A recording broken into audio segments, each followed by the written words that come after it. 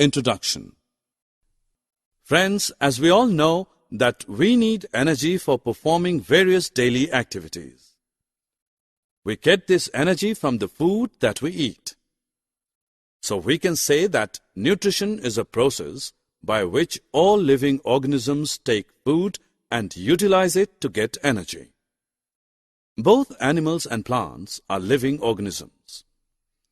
Like animals, plants also require energy for their life activity. Thus, nutrition is an important life process of all living organisms. Objectives.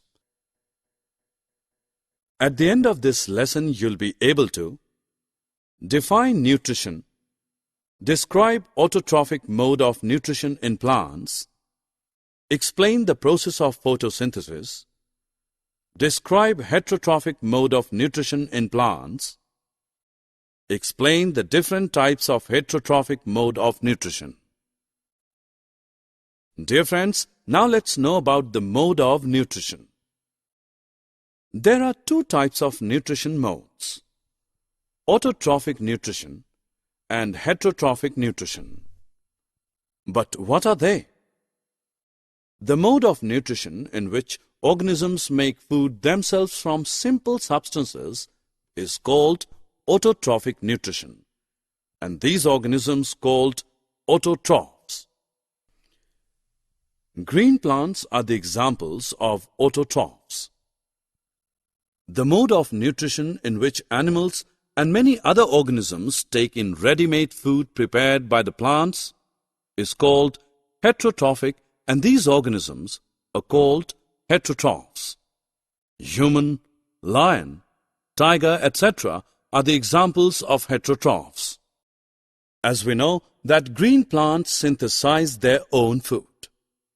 But do you also know that how they synthesize their own food? Actually, green plants make their own food by the process of photosynthesis.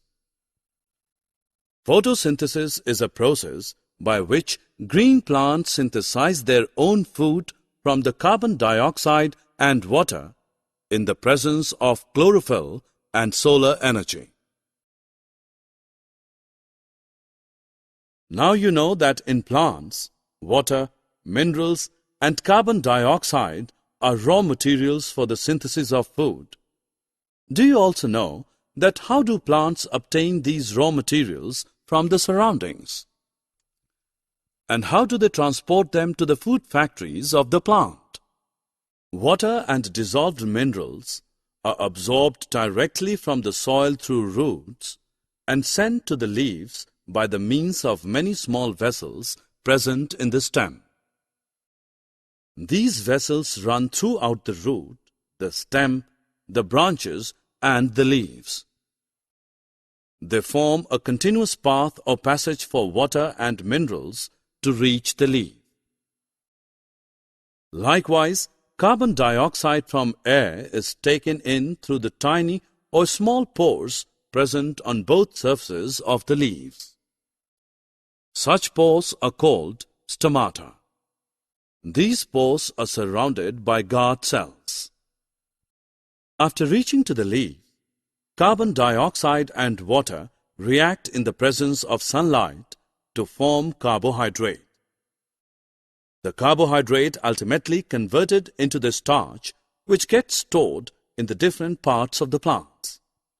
Therefore, the first food product is formed during the photosynthesis is starch. Starch is also an example of carbohydrate. In this process, oxygen is also released. Therefore, the process of photosynthesis can be represented as carbon dioxide plus water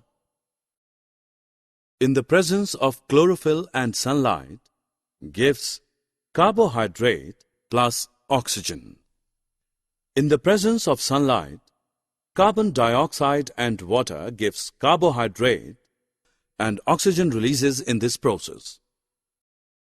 Till now we have learnt about the photosynthesis process, but now the question is, what is its significance? Photosynthesis is an important and vital process for life on this planet. This process helps in the conversion of solar energy into organic matter. Hence, photosynthesis links the physical and biological world. It is the primary source of organic food for all living forms, either directly or indirectly. It also helps in purifying air and maintaining the balance of oxygen and carbon dioxide in the ecosystem. Friends, now it's time to have some fun. Just check your understanding by clicking on True or False button.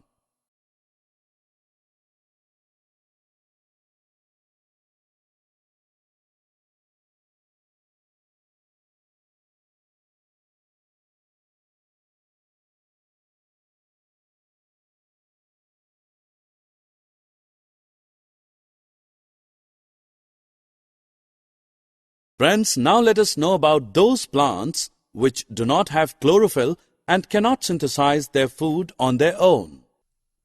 Just think about how do they survive and from where do they derive nutrients.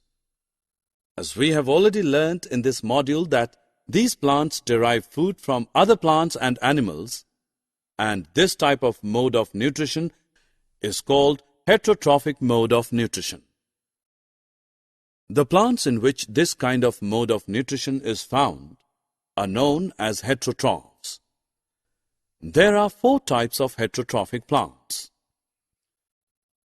parasitic plants, saprophytic plants, symbiotic plants, insectivorous plants. Now let's learn them one by one in detail. Let's start with parasitic plants. The plants which obtain their food directly from other plants are known as parasitic plants, and those plants from which they obtain food are known as host. You might have seen Khaskhata, Amarbale, nearby you, which is an example of a parasitic plant. It coils around the stem and branches as a yellow, tubular structure.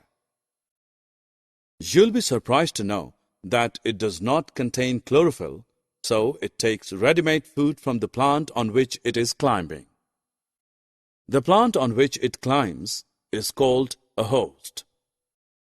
When you go to a vegetable shop, you might have seen packets of mushrooms sold in it. Besides that, sometimes you may have also seen fluffy umbrella-like patches growing on rooting wood during rainy season. But do you know what these organisms are and how they get their nutrition?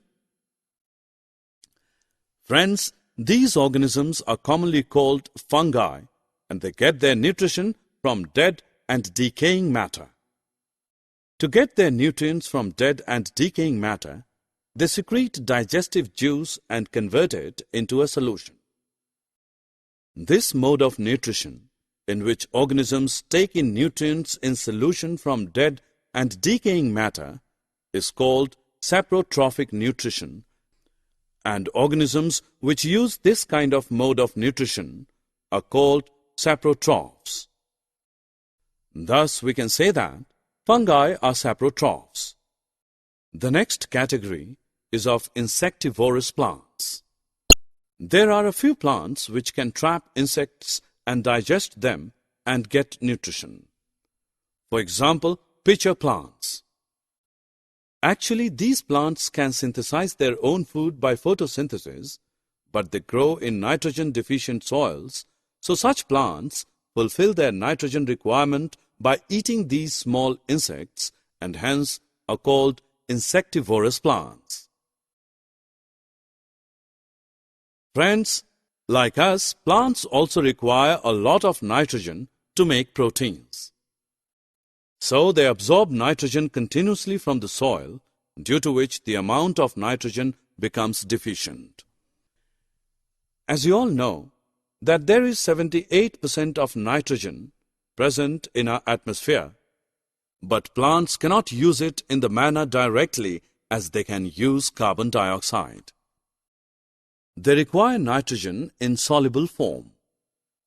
The bacterium called Rhizobium can take atmospheric nitrogen and convert it into a soluble form. These bacteria live in the roots of gram, peas, mung beans, and other legumes and provide them with nitrogen. In return, the plants provide food and shelter to the bacteria. Thus, we can say that rhizobium shows a symbiotic relationship. Friends, now it's time to have some fun. Just check your understanding by matching the followings. Summary. Let us summarize what we have learned. The process by which all living organisms take food and utilize it to get energy is called nutrition. Plants obtain their food by two modes, autotrophic and heterotrophic nutrition. In autotrophic mode of nutrition, plants synthesize their own food by the photosynthesis process and are called autotrophs. Photosynthesis is a process by which green plants synthesize their own food from carbon dioxide and water in the presence of chlorophyll and sunlight. In heterotrophic mode of nutrition, plants do not synthesize their own food but directly depend on other plants and are called heterotrophs. Parasitic plants obtain their own food directly from other plants, which are known as host. The mode of nutrition in which organisms take in nutrients from dead and decaying matter is called saprophytic nutrition. Lichen is a specific group of plants in which both algae and fungi live together. This is called symbiotic relationship. Insects